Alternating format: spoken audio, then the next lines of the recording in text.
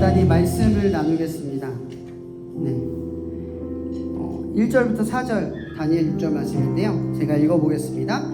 다리오가 자기의 뜻대로 고관 120명을 세워 전국을 통치하게 하고 또 그들을 위해 총릿을 두었으니 다니엘이 그 중에 하나이라.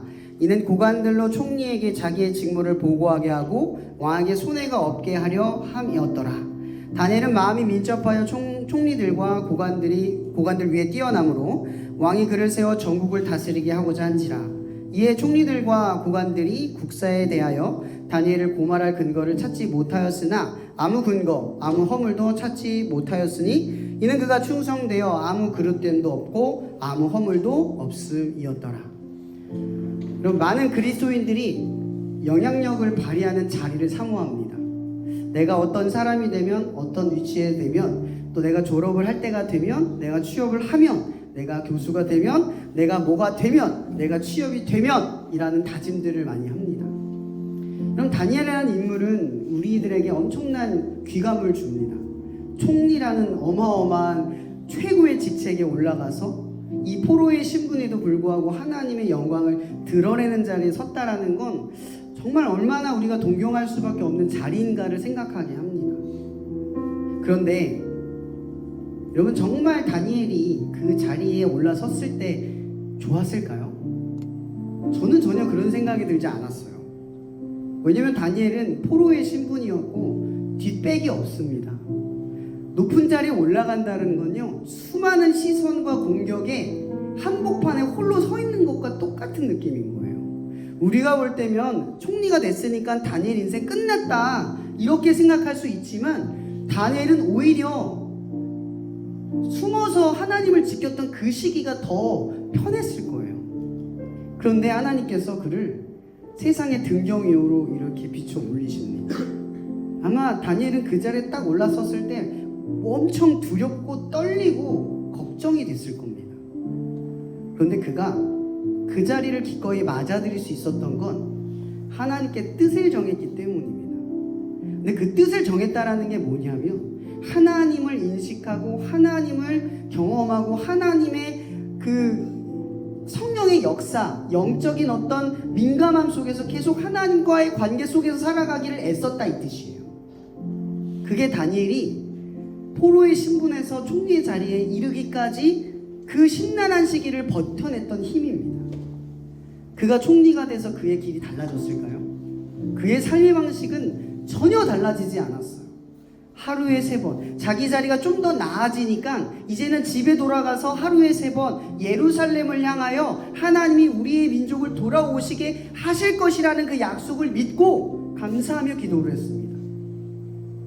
그는 오히려 자기의 직책과 권한이 생기는 걸 따라서 더 하나님 앞에 나아가기를 선택했어요. 근데 그거 더 과감해진 것 같지만 아니요. 그가 가지고 있는 일에 대한 최선을 향해서 하나님 앞에 나아가는 거예요. 만약 그거보다 더 좋은 직책과 권한이 있으면 이 다니엘은 더 나은 자리로 가서 더 하나님을 위한 선택을 했을 겁니다. 근데 다니엘은 계속 이 길을 걸어가요. 근데 오늘 성경에 뭐라고 되어 있냐면 그가 실력이 좋았거나 재능이 많았거나 운이 좋았다고 설명하지 않아요. 딱 한마디로 이것만 얘기합니다. 마음이 민첩하여 라고 설명을 해요. 이 성경에선 이걸 탁월한 영이라고 말합니다. 여러분, 예수님이 우리에게 주신 영이 뭡니까? 성령입니다. 성령에 의해 반응한다라는 거. 여러분 혹시 성령에 반응한다라는 게 어떤 의미인지 아세요? 혹시 경험해 보셨어요? 실제 역사합니다. 하나님이 말씀을 하시기도 하고요. 하나님이 내 생각과 상황 속에서 몰아가기도 하십니다. 이건 누가 봐도 명백하게 하나님밖에 할 수밖에 없다는 사실을 깨달아요. 근데 다니엘은 뭐였냐면 민첩했대요. 하나님인지 아닌지를 민첩하게 파악하고 반응할 줄 알았다라는 거예요. 제가 서울에 생활을 할 때 돈 한 푼 없이 올라가서 신학대학원을 졸업을 했거든요. 정말 거지같이 살았습니다. 점심에 거의 굶듯이 살았어요. 근데 너무 행복했습니다. 하나님 앞에 이 영적인 민감함이 항상 깨어 있었어요. 성령께서 말씀을 많이 하셨어요. 해라 하면 행동으로 옮기면 하나님이 진짜 예비한 것처럼 아니, 예비된 거죠. 내가 움직이기만을 기다리셨어요. 저한테 지시만 하시는 거예요. 근데 적재적소에 내가 그 말을 듣고 행동만 하면 하나님이 일을 하는 거예요. 근데 살면서 평온함만 있었을까요? 제가 신학대학원 다닐 때 등록금 한 푼 제가 빌려본 거나 받아본 적이 없어요. 장학금도 못 받아봤어요. 근데 제가 일을 하면서 저희 아버지가 중풍에 걸려서 아프셨어요. 병원비가 200만 원이 넘게 나왔는데 그게 제 등록금이었습니다. 제가 하나님 앞에 원망을 했어요. 하나님, 저는 한 번도 남의 힘을 빌려서 살아본 적이 없는데 왜 인생이 꼭 이렇습니까? 원만하게 가지를 못합니까? 이것도 안 됩니까? 내 하나님이 저한테 뭐라고 말씀하시냐면, 네가 네 아버지를 사랑하지 못하는데 내 영혼을 사랑하겠니? 라고 말씀하시니까 더 이상 반박할 수가 없었어요. 네, 알겠습니다. 그럼 내려놨어요. 다음 학기 휴학을 예정해 두고 마음을 먹고 마음을 비웠습니다. 내 마음 한편에 불만이 가득했고 심란하고 분노에 차 있었습니다. 근데 어쩔 수가 없었어요. 그렇게 내려놓고 있는데 하나님께서 제 귀에 제 마음에 대고 얘기를 하시는 거예요. 세연아, 전화해봐. 갑자기 무슨 전화를 하라는 거지? 뭔 얘기인지 모르겠는 거예요. 무시했습니다, 처음에. 그러고 이제 내 일상을 살았는데 한 시간도 안 돼서 하나님이 또 말씀하세요. 세연아, 다시 전화해봐. 떠오르게 하시는 거예요. 어디에 전화하라고 하시는지가 떠올랐어요. 장학금, 충주댐 장학금 있는 거 아세요 혹시? 모르시죠? 충주 사람 아는데 충주댐 장학금이라는 게 있어요. 저는 이게 있는지도 몰랐는데 그 작년도에 한 번 냈는데 받은 적이 있는데 그게 가을쯤에 신청하는 거였어요. 근데 저는 봄에 이 일이 벌어진 거예요. 등록금의 시기가 안 맞잖아요. 근데 하나님이 전화를 하라는 거예요. 제가 또 무시했어요. 하나님한테 건방지게. 하나님 아직 아니에요. 무시했습니다. 근데 1시간 뒤에 또 하나님 말씀하세요. 세연아, 전화해. 이렇게 한숨을 쉬면서 할게요! 라고 전화를 했습니다.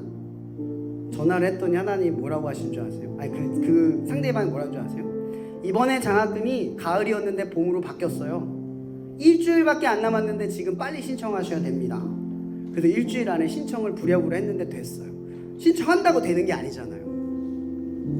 이거는 빙산의 일각에 불과해요. 제가 회사 생활할 때도요, 저를 반대했던 분이 계셨는데 서울에서 운 좋게 준 공무원 직책에 들어가서 계약직으로 돈 많이 받고 일을 했어요.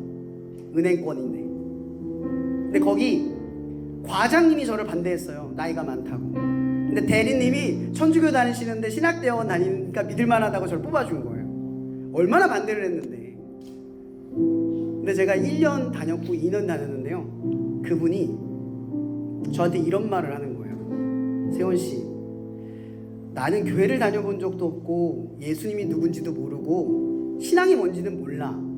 근데 세원씨가 열심히 하나님을 믿기 위해서 노력하는 모습을 내가 저 구석에서 소리내서 기도하는 것도 듣고 말씀을 저 구석에서 읽는 걸 내가 보면서 점심을 굶어가면서 열심히 하는 걸 보면서 내가 만약 교회 가면 세원씨가 다니는 교회 다니고 싶어 라는 말로 위로를 해주시는 거예요. 그분이 나중엔 저한테 점심을 굶는 걸 아시고 교회를 안 다니는데 한 달에 30만원 40만원 되는 치권을 사주셨어요. 제가 퇴사하기 전까지. 진짜 큰 은혜를 받았어요. 제가 그때 뭘 경험했냐면 저를 반대하던 사람도 하나님이 바꾸셨어요. 하나도 미워할 거 없이 하나님이 주신 대로 그냥 갔어요. 저요, 그게 있어요. 마음의 민첩함. 오늘 성경에 뭐가 있냐면 허물도 없고 근거도 없대요. 그의 잘못에서 유일하게 찾을 게 있다면 그의 신앙밖에 없다는 거예요. 그의 신앙밖에 없어요. 여러분, 그리스도인으로 산다라고 하는 건요, 늘 이 신앙 때문에 허물을 책잡혀요. 왜 술 안 먹냐? 왜 안 하냐? 왜 주일에 꼭 가야 되냐? 이런 거에 시달리거든요. 늘 그렇게 시달려요. 근데 그런 시간이 오래 쌓이면 세상 사람들이 저희들을 믿어주기 시작해요. 우리가 왜 대단한 줄 아세요? 사람들은요, 사람이 보일 때 신뢰를 받는 행동을 합니다. 근데 하나님을 믿는 사람들은요, 보이지 않는 하나님을 보고 지켜요. 그래서 믿을 만한 사람이 돼요. 결국에 이 다니엘처럼 믿을 만한 사람이 될 수밖에 없어요. 여러분, 하나님을 믿는 사람들은요, 예수님이 그렇게 말씀하셨거든요. 빛이 되래요. 빛은요, 화려한 게 아닙니다. 어둠에 있어야 티가 나는 거예요.